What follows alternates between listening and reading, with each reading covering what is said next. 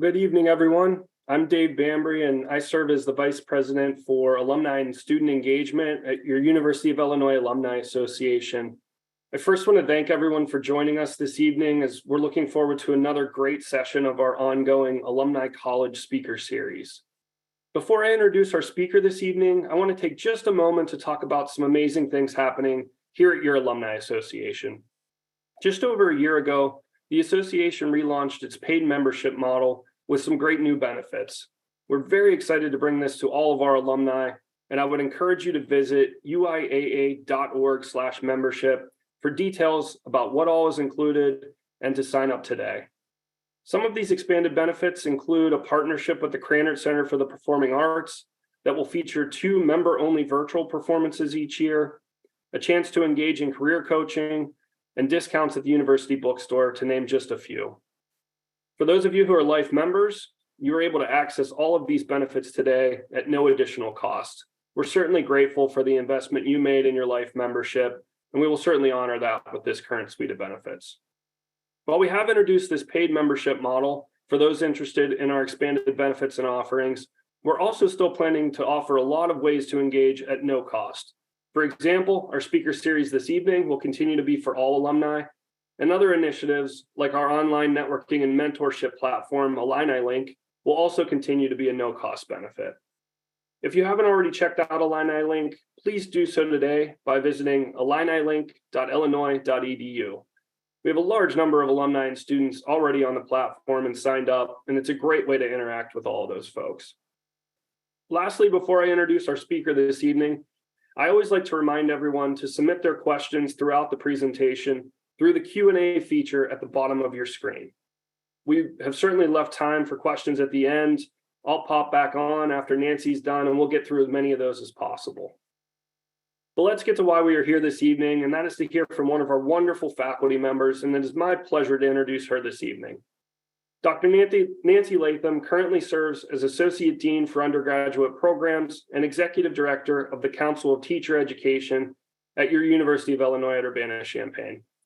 She has served as a lead consultant on statewide early childhood employment pathway efforts in Illinois and teacher preparation pathway competency development and implementation. Prior to joining UIUC, she served as an administrator and early childhood professor at Illinois State University. In addition, she was a tenured community college professor and a public school teacher and administrator. Dr. Latham has published and presented extensively on teacher attrition, specifically the impacts of teacher preparation model on teacher persistence in the field, and co-authored and edited publications on the implementation of competencies in ECE workplace pathways. With that, and without further ado, I'm going to turn the program over to Dr. Nancy Latham. Nancy, the floor is yours. I'll join you back here in just a little while. Have a great presentation, and I'll see you shortly. Thank you. Thank you very much. Thank you, David. Thank you for inviting me. I'm excited to talk to this group about this important topic that we're all seeing a lot in the news. We're seeing it on, you can't hardly read a newspaper or turn on a news show without hearing something about teacher shortage and teacher vacancies and these issues facing our schools. So I think it's important to talk about those and to really be able to kind of decipher what we're seeing when we see those kinds of headlines and what they really mean. Most importantly, the impacts on our schools and our learners of those shortages, and then especially what we can do about it. So hopefully we'll get into some of that tonight, and we can. There we go. Sorry, I had to get my PowerPoint moving. So first of all, I want to frame the presentation tonight just with some context or some guiding principles here we're going to frame it with. The first one's probably going to be a little bit shocking, but we do not have a shortage in this country or in Illinois of qualified, well-prepared teachers. We have plenty of well-prepared, qualified teachers. That's not really from where our shortage is coming. We do have a shortage of qualified, highly prepared teachers who are choosing not to work under the current conditions or for the current benefits or current compensation. So we have plenty of teachers.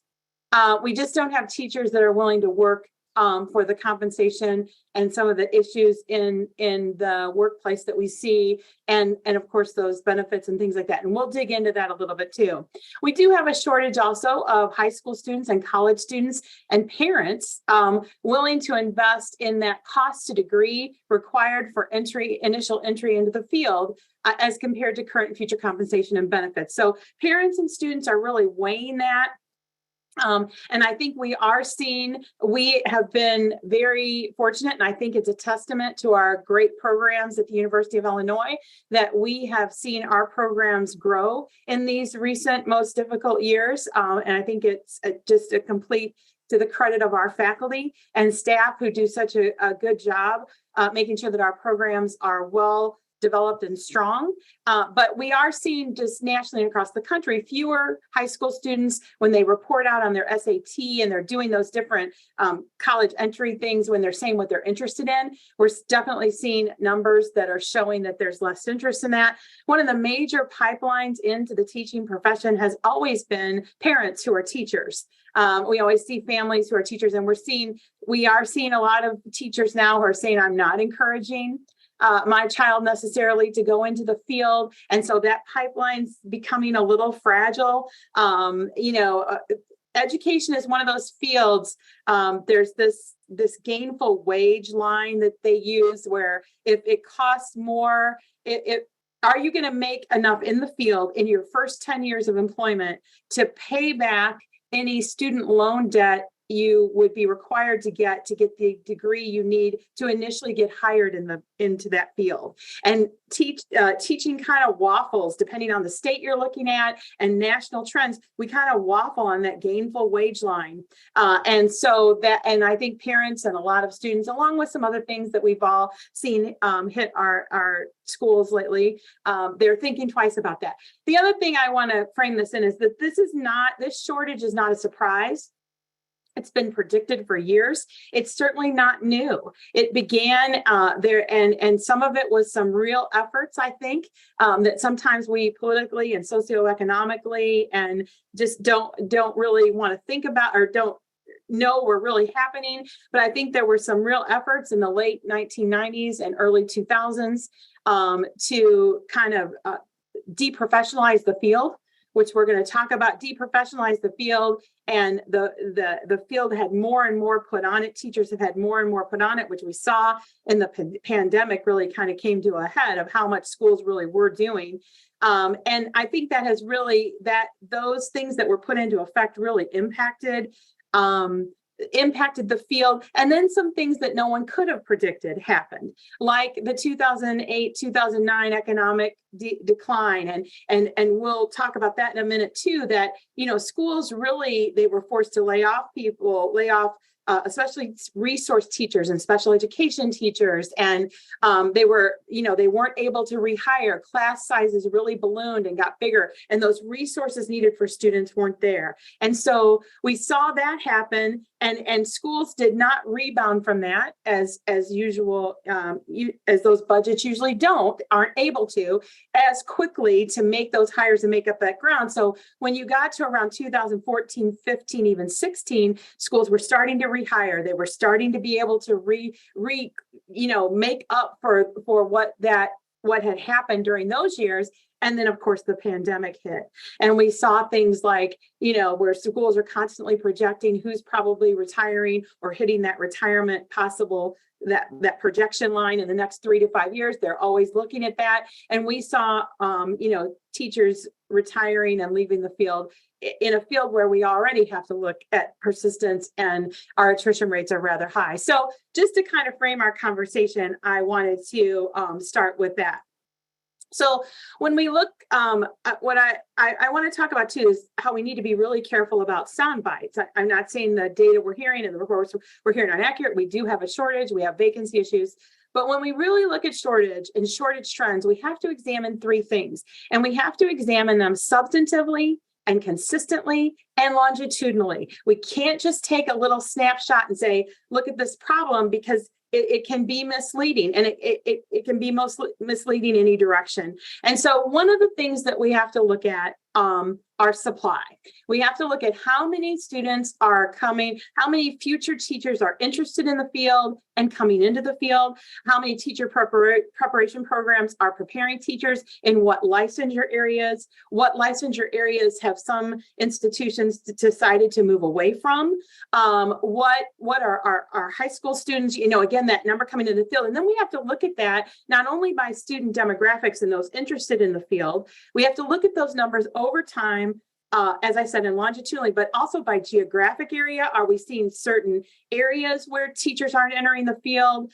We know, for instance, that a study done a few years back here in Illinois that looked at a landscape study of teachers teaching in the state and where they teach in relation to the high school they graduated from. And I can't remember the exact statistic, but it was something like 87% of practicing teachers were teaching within 17 miles of the high school they graduated from. So we know that the pipeline of where you were a student is a pipeline directly into those schools. So looking at that supply geographically is very important. And then, of course, looking at it by licensure area, looking at it and seeing if we're seeing any drops in enrollment and remember, supply is going to be prospective students interested in the field. It's going to be those that enter the teacher education program, and then it's going to be completers that get all the way through to licensure. So supply is a huge thing that we have to look at. The second thing we have to look at is demand. And of course, demand are those vacancy numbers. The Economic Policy Institute defines shortage as the ability of staff, the inability to staff vacancies at current wages with individuals qualified to teach in the field. And if you break that down using U.S. Department of Education guidance, that's going to include really kind of three pots, I guess you want to call it, pots of vacancy, right? So it's the overall number of vacancies, of course, but it's also the number of teaching positions that are filled by teachers who are certified on a provisional or emergency certificate, long-term subs, etc.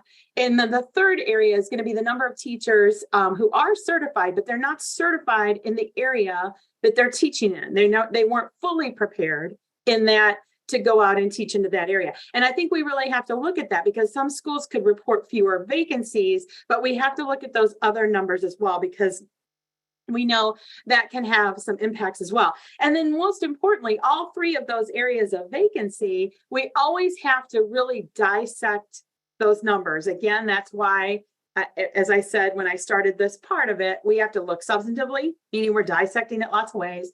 We have to look at it consistently, like not just when we have a problem, and we have to look at it longitudinally. And longitudinally, I think for all areas of research, and especially educational research in this topic, has now changed. I mean, if you had 5 years worth of data and you were looking at trends over 5 years, even longer, but if you were looking at 5 years, you could get a pretty good idea if there was any movement, anything was happening, you were seeing anything. Now that we've had this, now that we've had the pandemic, really we've got to constantly be looking at 10 years worth of data or more, because we've got to look at 3 or 4 years before and see if any trend was starting. We've got to look at those 3 years of the pandemic, and then we've got to get beyond that years to really get, it will forever be this data point as we examine not just this issue, but others. So when we're looking at demand, we've got to look at these three pots, those three types of vacancies, or that we can examine. But we most importantly have to look at it per student capita, meaning when we look at the enrollment in that district, I've in some studies I've done with some Illinois data, I've used Illinois State Board, or I've used census data for the number of children in that county, the number of minors in that county between the ages of 5 and 18. You can use Illinois State Board of Education data. I'm working on a study right now looking at ISB vacancy data and the enrollment in that district of students. But we always have to be looking at per capita, because sometimes we can hear these sound bites per student capita, because we can sometimes hear these sound bites where, CPS has 2,300 current vacancies, and that number is just jarring. It's alarming, and I'm not trying to minimize it at all. But when we really controlled, and we did this study just before the pandemic and looked at vacancy numbers in counties versus that student population, we really found that by far our top 10 bleeding counties in the state of Illinois, at least, were our rural counties, especially our southwestern, kind of that curve around St. Louis, that southwestern area. Most of our what we termed our bleeder schools that were really bleeding, had lots of vacancies, were those schools that were there, as opposed to what you might think of, some of those with those bigger numbers. We also, of course, as I just said, we have to look at it geographically. We have to look at those data by licensure area. For instance, we know in Illinois, and this has been long-standing, this is not new, special education has been typically quadruple the number of vacancies of the next closest licensure area. That has not really changed over time, although we're seeing some areas that are getting a little closer to it. Math teachers, science teachers, English as a second language, et cetera. Those have typically, as far as licensure area. And then we also have to look at the school districts with the vacancies. So we have to look at where that demand is. We have to look at school size, the percentage of students that are low income using the free and reduced lunch numbers, the teacher retention number is of course important, average monthly amount spent per student at that school, and then of course average teacher salary. Seeing if we see any trends when we control for those things. And then the third thing that we always have to look at whenever we hear these data is we have to look at persistence, which goes to that teacher persistent rate or attrition or turnover. So two different things we look at. Teacher attrition are those leaving the field. So we have stayers. We always want to look at who's staying and how they break down in all these different areas, demographically, et cetera, that we can see if there are any trends to who's staying and where they're staying. We want to look at the leavers. Leavers are those that leave the field and don't return. So leavers at any particular time when you're studying it, those are the folks that have left the field and have not returned. And then there's movers, which is typically called turnover. Movers are those that are moving to another school or district. So we have to look at that by the school or district characteristics. So the school size they left, the school size they went to, if that's able to be followed. In some states, those data are linked and you can do that. In others, you can't.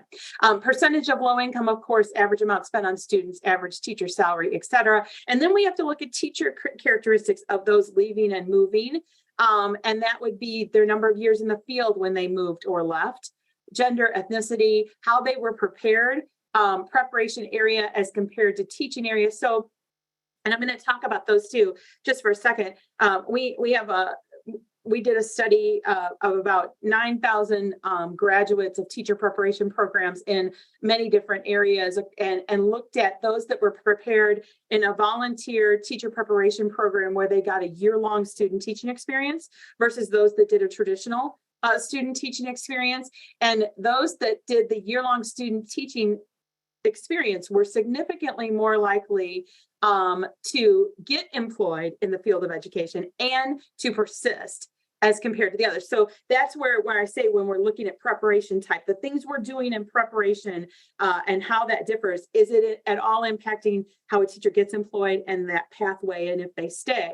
And then preparation area as compared to teaching area. For instance, here in Illinois, we have a pathway that was made by the Illinois State Board of Education where a teacher who's certified in one area, let's say middle school math, could complete coursework, and it's not necessarily 4 courses. It has to cover 4 specific areas outlined by the state board. So some institutions might be offering that in a course or 2.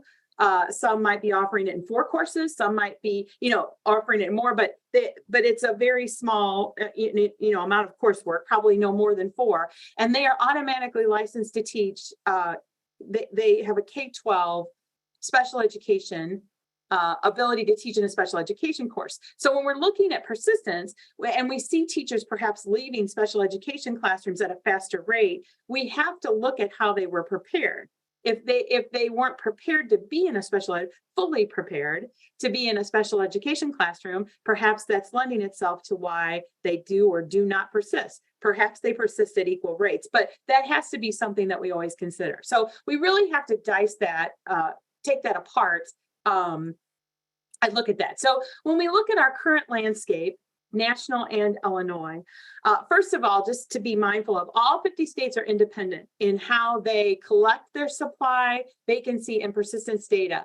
That makes painting a solid national picture very difficult. And so we try to do that. There's the school staffing survey, and there are some things that are done. Richard Ingersoll does a lot of work with that huge national study and trying to paint that national picture, but it is kind of tricky to look at those data and try to compare them. We do know a few things though, especially from some of the most recent research that has come out looking at the national landscape. We know that the teaching workforce is younger and less experienced. That goes along with a field that's having persistence and attrition issues. It means that our workforce is not lasting in the field as long. And so we're hiring more and they're younger and younger. If you see here, 2007, the majority of the teaching workforce was around 55 years old. By 2016, it was between 35 and 45. In 1987, most teachers had 15 years of experience or more. By 2023, most teachers have 1 to 3 years of experience. That is a huge difference. And we get to impacts. We'll talk about that just a little bit. National longitudinal data between 87 and 16 show an increase in the number of teachers hired, 3 times the growth rate, of the school age population. So when we look at those, those trends of people hiring, that we've seen more teachers hired, remember it's probably we're making up ground for those that during the 2008, 2009 economic downturn, we're making up for those hires, for those people that retired that weren't hired. We know that there was a public desire for elementary classrooms to not have such large student-teacher ratios. And so that, again, we've also done. And the need for more special education and resource teachers. We're just seeing the need for those teachers with our learners with more needs. And so we need more of those resource and special education, ESL, and bilingual teachers also. Okay, so when we look again at this landscape and we look at supply, nationally in Illinois, we've seen a general decline in prospective students entering the field. We kind of talked about that, 38% less students entering teacher preparation programs, 27% fewer completing the program. Surveys are showing, like the SAT that I talked about, that's declining. The number interested in the field in high school, the number of parents encouraging students to major in education. And so that major has dropped about half since, or that interest has dropped about half since 1970. As far as demand across the country, regardless of geography, nearly all school districts face a lot of challenges finding teachers in math, science, special education, foreign languages, and bilingual and ESL education. That trend has been pretty steady for 20 years or more, that those were the areas, although we're seeing, like I said, other areas are growing, their vacancy numbers are growing as well. In a 2023 Illinois study comparing state reported vacancy to student population, Illinois shortage was low at approximately 9 teacher vacancies for every 10,000 Illinois students. When of the state surveyed, that was actually one of the lower amounts. We were 24th out of 37 states where vacancy data were available. 80% of Illinois, I found this very interesting. 80% of Illinois unfilled teaching positions are in 20% of our districts. And 352 districts here in Illinois, according to a recent ISB analysis, had 0 unfilled positions. And so again, that's why we kind of have to look at those sound bites. This is a study I referenced earlier, in a study of over 10,000 teachers prepared in Illinois universities between 2003 and 2018. 90% got employed in Illinois public schools. That study was just looking at Illinois public school employment data. 44% of teachers we do know, though, nationally leave within the first 5 years. We've always had a high attrition number, but that's high. About half of all teacher turnover takes place in 25% of our schools. And of course, high poverty schools, those rates are even higher. Urban and rural public schools have those highest rates, especially of turnover. And remember, turnover where it was not leavers, teachers leaving the field, but they're going to a different district or a different building. High numbers of minority teachers are being hired in the field. We're seeing those numbers go up. And especially in the last 7 years, we've seen those numbers go up. However, minority teachers are much more likely to take a position in a high need school, and high need school have much higher attrition rates and teachers leaving even sooner. So that's something that we really have to look at when we look at those numbers. Turnover and attrition have been increasing over time. It's higher for U.S. teachers than among teachers in other countries. Teachers see higher attrition rates than their peers in most other occupations. About 30% of college graduates who become teachers were not in the profession 5 years later, compared with about 14% of pharmacists, 16% of engineers, and 19% of nurses and lawyers. So we know, and teaching's always had a high attrition rate. One of the I don't know, sound bites you used to hear all the time was we lose 50% within the first 5 years.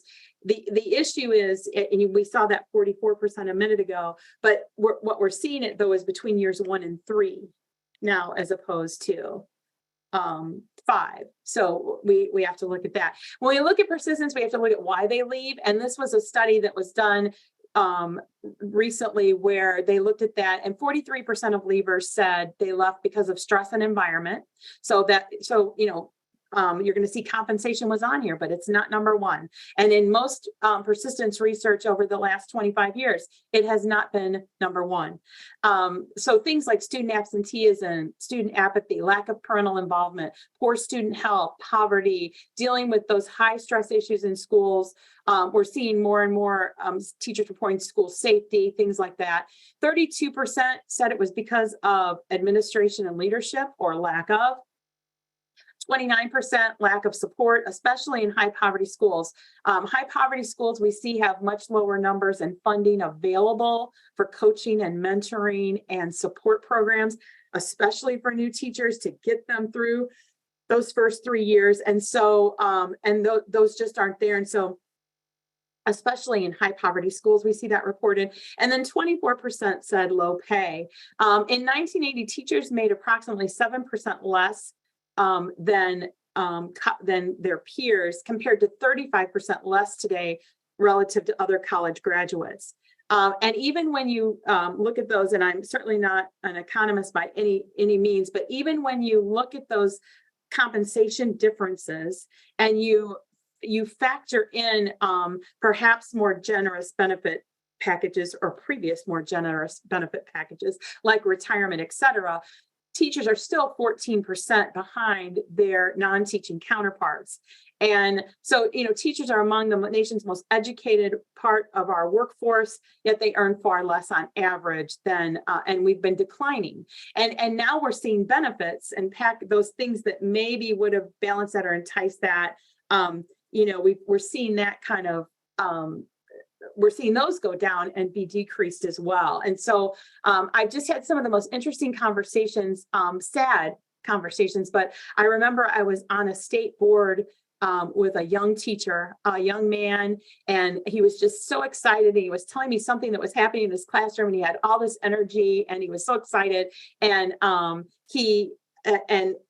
remember that we were kind of talking through, and then he looked at me and said, but I'm going to be leaving. I've got my resume. And I was just shocked. And I said, what do you mean? Why are you leaving? You sound like you love it. And he said, well, I do love it. He said, I absolutely love it. It's breaking my heart. But he said, when I signed those benefit papers and everything I signed, he said, I was a young college graduate, and now I have a family and I have a mortgage. And it was almost this, his narrative was almost, now it's time for me to get a real job, and I need to get it before I hit the 10-year mark. So I have time to build the retirement and the benefits and the earning potential in that kind of a position. And so it's those kind of sad conversations that are hard when we look at persistence. Some impacts. I want to talk a little bit about impacts of shortage. So impacts of shortage, they cause school, classroom, and relational instability. So research has consistently shown that teachers' ability to impact student learning and student growth really grow and gain after that first 5 years. Those first 5 years on the job are very, very important, but we know they've really reached a competence level around years 4 and 5, and then they take that into those. It deteriorates the developmental health of a school and district. Any entity needs a developmental span to its employees, to those in the field. So you need novice folks that are just entering the field. You need new teachers that have reached the coaching stage at that 3 to 5 to 6 year mark. You need those that have reached the mentor stage, even beyond that, at 10 and 15 years, where they can influence. They're helping those younger teachers. They're building programs for them and professional development and supports, and they're advocating school policy. And then you've got teacher leaders who are even doing more of that, who are and you need that developmental span. What we're seeing with shortage right now is that developmental span is evaporating the health, and that's hurting the health of our districts and our schools. It consumes economic resources. We know that there's lots of different figures out there for this, but filling a vacancy costs about $21,000 on average per year, depending. That was a 2017 number. Total annual cost of turnover is estimated to be at around $7.3 billion a year. That was in 2007. That would exceed $8 billion, probably more than that today, of that cost of teacher turnover and teacher training, et cetera. Rural districts spend about $9,000 per teacher, when $11,000 in urban schools, $22,000 in recruitment. Urban schools spend $22,000 in recruitment, hiring, training, replacement when those transitions happen. And so we can see it's a huge financial cost as well. It makes it more difficult to build a solid reputation for teaching and to professionalize it when we've got this known revolving door. And teachers, we're hearing that messaging everywhere. It's been clearly linked in the research to lower student academic performance. So teachers in their first 5 years do not really perform as they're getting their feet under them. That's not necessarily their strongest years for impacting. We see more of that really between about years 5 and 17 are some of the data that I've seen. There are different numbers, but and that's probably true with any profession. But if we're losing them before they ever get to 3 years, we're never getting a workforce that, again, has that developmental health. Underprepared teachers leave the classroom at 25% higher rates than their fully prepared counterparts, most within 3 years. So we do know that teachers on emergency provisionals, teachers doing teachers that weren't fully prepared, haven't gone, like the special ed example I gave at the beginning of this presentation, are much more likely to leave the field and leave the field even quicker. So what we can do, there are things we can do. Some of them are long-term, some of them are going to cost a lot of money, and some of them are going to take some major changes, as anything substantive really does. I think I could have done a whole hour's presentation on what we shouldn't do, because some of those things scare me a little bit. But the things that we can do, develop and support sustainable reciprocal education partnerships, including professional development schools, residency models, first years of teaching support. We need to figure out a way to fund those efforts. It's a very expensive endeavor for a teacher preparation institution to enter into a teacher preparation program, to enter into a residency model or a full year-long student teaching. It's just a very expensive model to do right, but we know it has some real benefits for future teachers. And then figuring out a way to get states to completely fund schools and their professional development dollars, their coaching and mentoring. Those lines have not been fully funded in many years, and for many years they weren't.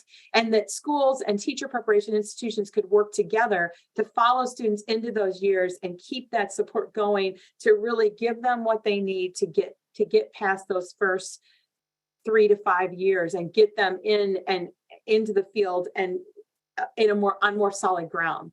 So those year-long programs are helpful, and those targeted partnerships too, I think, that provide interesting program design. I don't like to ever say alternative certification. I think it needs to be fully everything we know that makes a great teacher, but I think looking at innovative certification and innovative design of ways that we can attract people to the field who maybe are in another field, or to be able to get that credential and be fully ready to meet a group of learners on day one would be an important first step. We need to provide data-driven financial incentives, funding teacher coaching and mentoring and professional development across all schools long-term. I think I talked about that a minute ago. Creating school loan programs for pre-service teachers, which are designed around loan forgiveness that promote persistence in the field, especially high need schools, reduced rate, interest rate loans, loan forgiveness, targeting hard to fill, we can target geographic areas, we can target certain licensure areas like special education, math, et cetera, to make that a little bit easier for teachers, and advocating, of course, for improved teacher salaries. Average teacher salaries do not currently reflect lifelong earnings and benefits to repay student loan debt, which we talked about, that gainful wage. And so I think that's important to really look at teacher salaries. And in Illinois, we recently tried to raise the minimum salary for teachers. I think there's more work to do there, and that's not just in Illinois, it's nationally. I think there's more work to do there. That was a long time coming. So with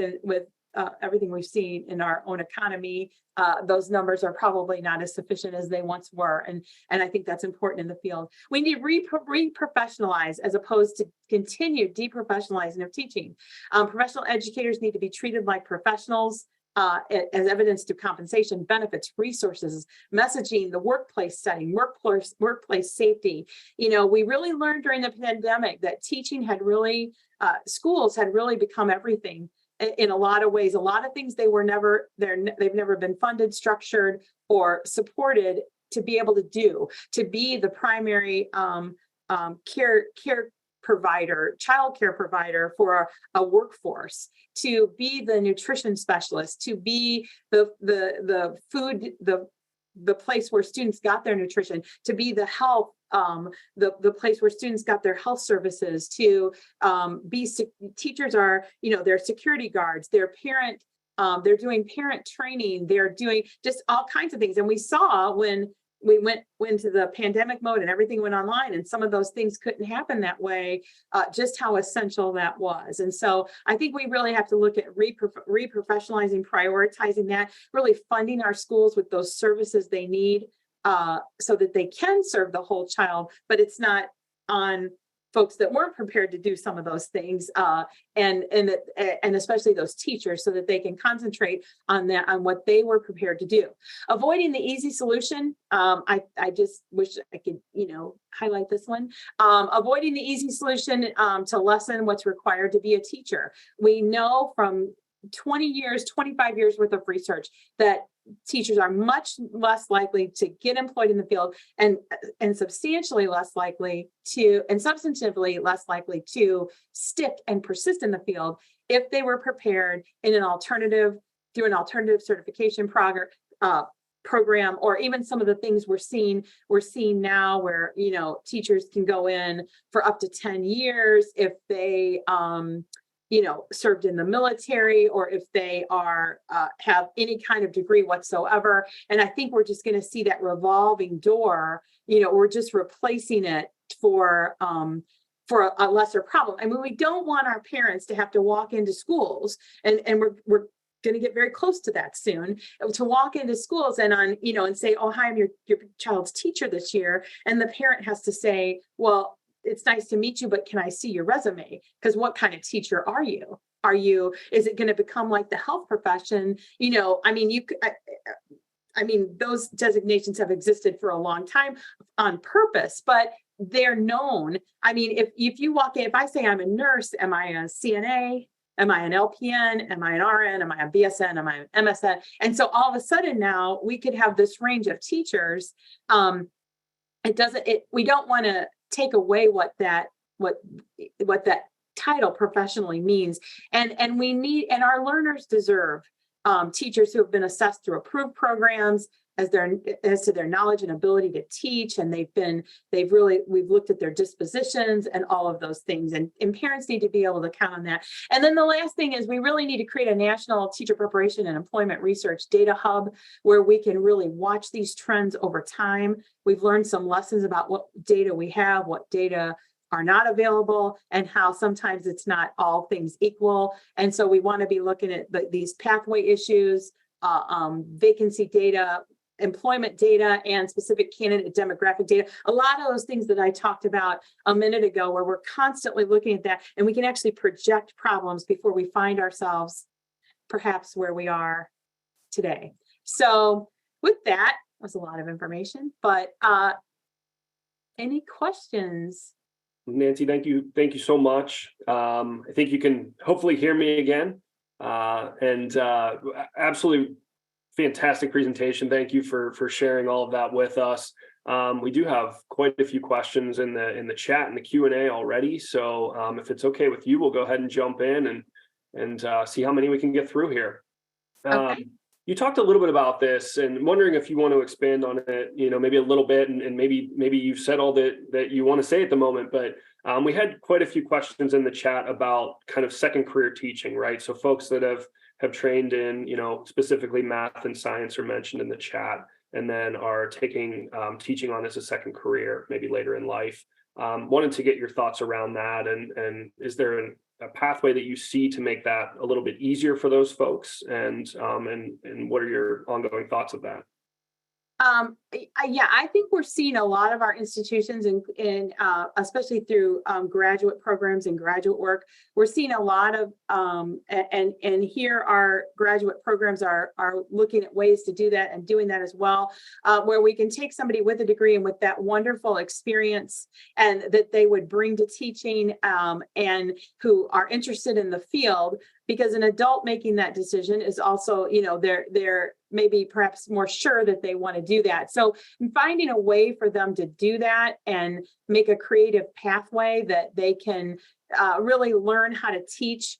I think one thing that sometimes is taken for granted is that everybody went to school and that you really kind of just need the knowledge in what you're teaching. But it really is different when you're in front of a group of learners and you have to know how to meet all of them individually where they are and get them to the next level and assess their learning while you're managing a lot of other things. So there's just a lot that a good solid teacher preparation program brings to that. But I think there really is an increasing lane for folks that want to do that, and us figuring out creative ways for them to get that credential in manageable ways. And we've done a lot of work recently, especially in Illinois, with competency-based teacher preparation that would take into account some of what a person brings already, they're already competent in, and then what we can do to help them be a great teacher. Thank you, Nancy. We've had a couple questions, and I'll try to summarize these about the breakdown of teachers from a gender standpoint, and it's shifting, or at least the folks in the chat are saying it's shifting to be more female heavy than maybe in the past. Do you have any maybe thoughts on that or data on that, and maybe any rationale behind why that may be the case, if you do have anything off the top of your head there? I think it's always been a very female driven field. I mean, it's always been highly female as far as, and we do know that males enter the field significantly less, of course, and they are significantly less likely to stay in the classroom. So they not only are they in our lower numbers, but they're much more likely to either leave the field or go into administration or other parts of education. We are seeing those trends. I don't know that we've really seen perhaps I haven't seen anything in the most recent national studies that I've looked at that says was anything alarming about our, even more females, but it has absolutely correct. It has always been very heavy female field, which means, there's some interesting things we have to look at then according to gender a little bit, because a lot of times we see a lot, probably in more professions that aren't perhaps as female heavy, we see a lot of more of what we call in one study, we kind of call the in and out again population, because a lot of times they're leaving, coming back, leaving, coming back. as they're raising a family, et cetera. So that plays in more in a heavily female. Absolutely. So bringing it a little closer to home here in the state of Illinois specifically, we had someone mention that the governor has a plan for spending $70 million a year for 3 years to attract teachers here to the state, and obviously bring folks from outside the state here to Illinois. They do mention, though, with the pension benefits lower here than in other states. Do you see that as a roadblock for potential teachers coming to the state of Illinois?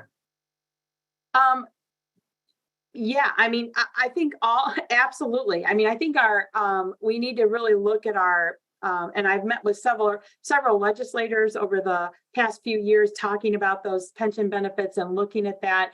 I think that, teachers, when you're talking about those wages that don't allow them to save for retirement and for their future and make the kind of money where they can do that, they are really relying on a decent, healthy pension that they can trust will be there. Both things, that it's both robust and that they can count on it being there. And so I think that really does enter in. What worries me a little bit about that is I think I don't know if that's as much if that's as relevant in attracting teachers to I think it's part of it and tracking to the field, but it really, I think, has a great impact on persistence, like the example I gave in the talk, where the teachers start to hit that 5, 7, 10-year mark. They're looking at their peers around them whose salary has doubled in the first 7 to 8 years in business or industry, whose pension and ability to have, a 401, it's just all kind of different, and they are all of a sudden weighing that, and they're weighing it with a very different lens, from 22 to perhaps 30, or that's just a different lens. So I do think it plays an important factor in both, but especially persistence. Absolutely. We had 94, 95 graduate that asked about the year-long program that we used to have here at UIUC. Is that something that still exists? They said they can't say enough about their experience and the impact that had on their career. So does that still exist? And maybe speak on that for a minute if you can. We are actually looking at some creative ways to do that. I can speak for the College of Education that we don't necessarily have a year-long program, but what we have really built into it. And I was previously, as they said, at ISU, where we had year-long programs, but one thing some of them were, one thing we kind of learned from that was we know that more experience is better for students, and figuring out a way to do that consistently. I absolutely agree with the participant that said that. I think they're absolutely wonderful models when done right. I love professional development school and residency kind of models.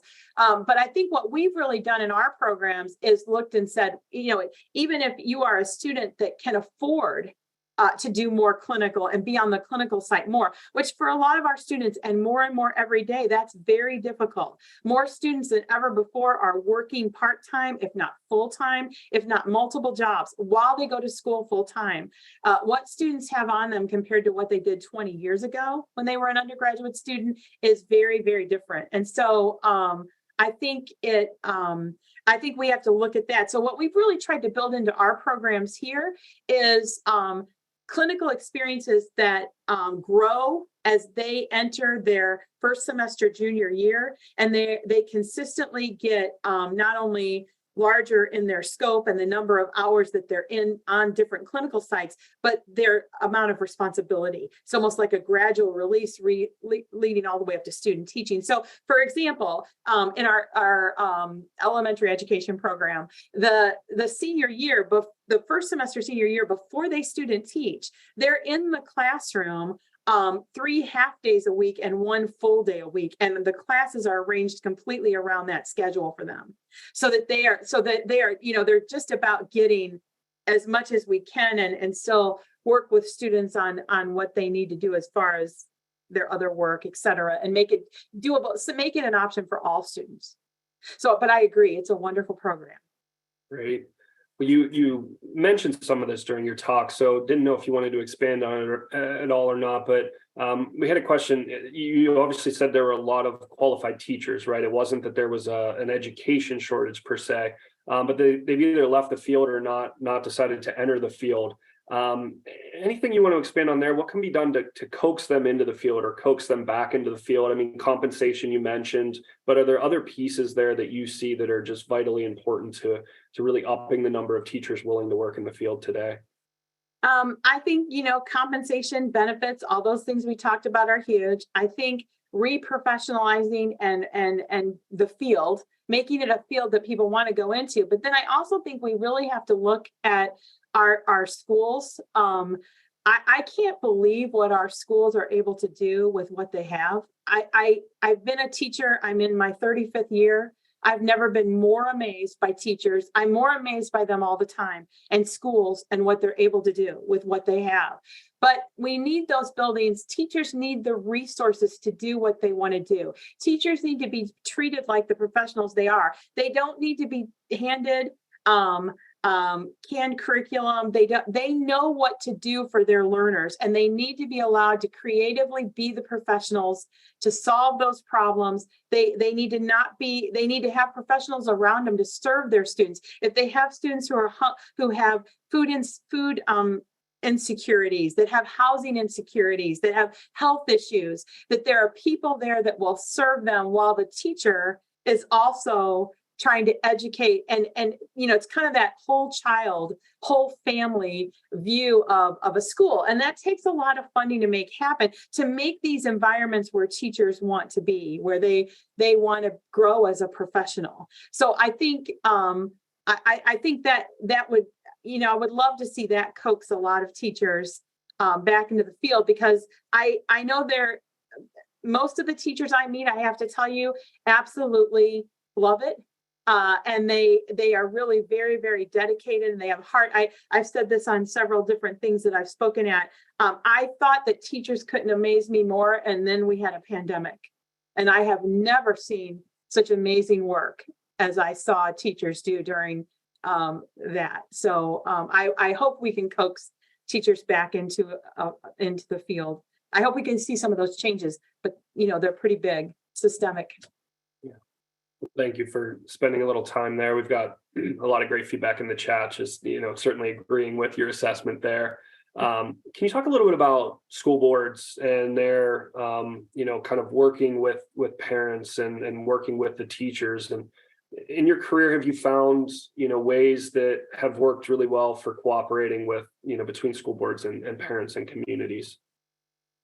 Well, I think, transparency is probably, I'm certainly not a school board expert or by any means, but I think transparency in trying to make sure that, and this is how I feel about teacher preparation. I feel like teacher preparation programs have to be just as committed to helping schools improve and become stronger and healthier and flourish at all times, as schools need to be about making the next generation of great teachers. It's not two silos. And we have to think of school boards and community relations the same way, right? We're all in this together. And if we're all in it, if school boards and community organizations are about making schools great and learners have everything they need, and teachers are in that as well, that it's that reciprocal relationship and really understanding it. I think across the board, sometimes not sometimes, but in society today, we just can't quite see that other perspective. And I think that's really important. I think it goes to something I said a minute ago too, that of how good teachers really are at their job. And a lot of times they just quietly do it. And sometimes I think we need to help people understand the job a little more, including our school boards and our community members, because they want to know, they're interested. And so I think that reciprocal, relationship helps a lot. Absolutely. Thank you, Nancy. Well, we're getting close to the end of the hour here. I know that we've had a few questions in the chat about kind of the experience at UIUC specifically, and what the students are learning, working on, like kind of what that process is for folks going into teaching at UIUC. Do you want to just maybe spend a couple minutes there, if you don't mind, just maybe talking a little bit about that and what that's all like today? About teachers entering teacher preparation? Yeah, absolutely. Okay. Well, so those of us that have been teachers a long time, it's very different than it was probably when we entered. But those entering our programs now, one thing we've really tried to do at UIUC is, even though they're taking a lot of that gen ed and that gen ed that's specifically mandated by the State Board of Education as they enter their program as freshmen and sophomore, we have created a strong freshman experience so that we connect with them right away and give them some education coursework that's going along even during those years, so they see the connection between that gen ed content knowledge and what they're doing. And then when they enter our the junior year, they're taking a lot of education courses, and they're taking all their education courses, and they've got all those clinical experiences mixed in. We try to really give our students a lot of support to prepare them, not only, and at U of I, and the other hat that you said I wear as the executive director of the council, we actually have, 38 licensure programs across this campus, licensing educators of over 8 colleges. So we have a lot of licensure programs, and those programs are all approved by the state board. And so when we bring a candidate in, we have to bring them into an approved program. And we're bringing them into an approved, strong program in good standing with the Illinois State Board of Ed. Plus, we're entitling them. We're getting them through all their testing. We're helping them through content tests and performance-based assessments required, because just a degree doesn't get you to that license. You have to go through those things as well. And so I really think our faculty and staff have created an incredible design and team here to support a student through all of that. And I think that's what we're seeing in our completion rates and the number that get to licensure. And then, what we always love is when in 3 to 5 years, when they come back and they're a cooperating teacher for us. So we love that. Absolutely. Well, Nancy, we are approaching the hour. I always like to try to end on time if we're able to get folks onto their evenings here, but I want to thank you again. It was absolutely fantastic. I think we could likely go for another hour here with all of the great questions we have, but we will end it here. And I just want to thank everyone again for joining us for this great session. We'll certainly look for other opportunities to bring our amazing faculty to you through our speaker series. I would encourage you all to just keep an eye on your email. We are finalizing our next few speaker series sessions, and I know that many of you join us, every month for those. So again, just keep an eye on your email. We will certainly be in touch very soon. And again, thank you to Nancy. Thank you to the College of Education and everyone here at the University of Illinois. We can't thank you enough for joining us. Everyone have a great evening, and we look forward to seeing you at another session soon. Thanks so much.